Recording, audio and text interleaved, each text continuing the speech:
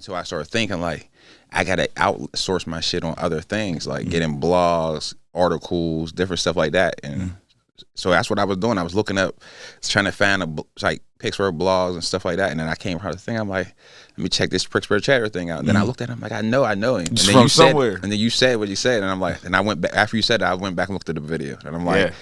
Definitely, I remember it. I'm like, I was the freshest nigga in your video with the penguin joint on. Yeah, on God. All right, throwback. So let's start there, just because obviously church has passed. So even like, I'm not gonna lie, when I'm watching this, it holds some sentimental. That video holds some sentimental value because it's just a night we spent together, and like the people that weren't there won't understand, but we did a lot of ripping and running around for that video.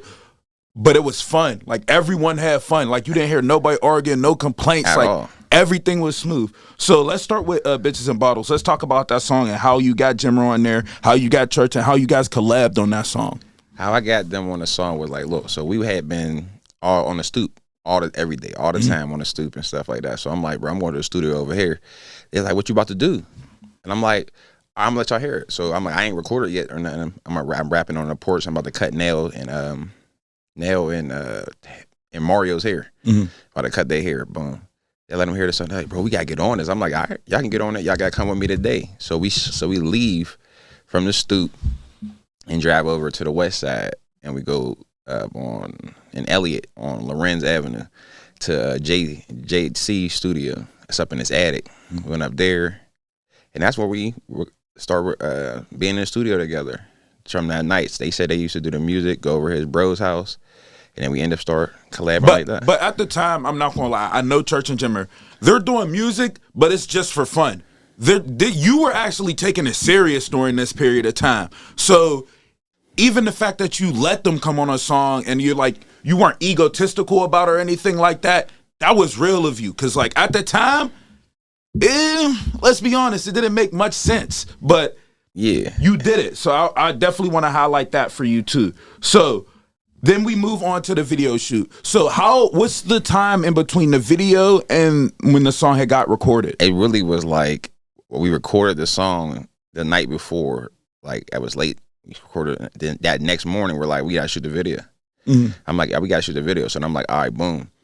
They're like, I'm like, we all gotta wear the same shit. They're like, what you mean? I'm like, we gotta wear that. It gotta be the Pirates. You gotta be in unison. So we ended up coming down to the strip, getting some Pirate stuff, and just did it on a Pittsburgh vibe. And the song in general, this is all right. So it seems like you have phases, which we'll get to the music now, of course. But during this period of time, it seems like you were more singing, more of like strictly melodic, even on your verses. Yeah. So when you did this, did you tell them, "Hey, I'm gonna do this, and I want you guys rapping"? Like, how did that happen? I want to know the whole like. Like, I was just at the pub with Jimmer not too long ago. So I'm at the pub with Jimmer. I'm like, yo, bro, remember that? I'm like, bro, you gotta jump back in there. But at that time, it was more like Church wanted to get his style out. Jimmer wanted to get his style out. They was trying to rap. So I'm just like, do whatever you feel. Like, go with what you feel on the song. So it was just like 3 totally different styles on one song. Outside of the hook, which is technically the best, who do you think had the best verse? Be honest. I'm gonna keep it 100 with you. It was a tough thing, but I think that it was Church. I think that Church had that Molly and some shroom. Yeah, take this 40, take it to the moon. No, facts. Yeah. He snapped. He snapped on there, and it just was a different flow. Like, it was just a different flow that you ain't never hear, and you probably ain't gonna hear from somebody else. Even when I first heard the song, I was skeptical about it, but then when we're recording it, and then like I'm seeing everybody move with it and everybody vibing, it just became like one of those songs that we all end up knowing, like Bad Bitches in Bottles. Yeah, no, I'm not gonna lie. All right, but let's. You also had another song with him. What was it? Fake something or Friends or something? What was it called? Yeah, me and him, we did a song where we was basically talking about what the chicks do. So it was just like a me and him thing. Was that before? That was after. That was after. Okay. After this, street stuff is happening. Jimmer's doing what he's doing, whatever. Yeah, I mean, girlfriend. Yeah. So we was going over the hook, and I said something, and then he said something back, and then I said something else, and then he said something back, and I'm like, oh, we gotta make it. That's it.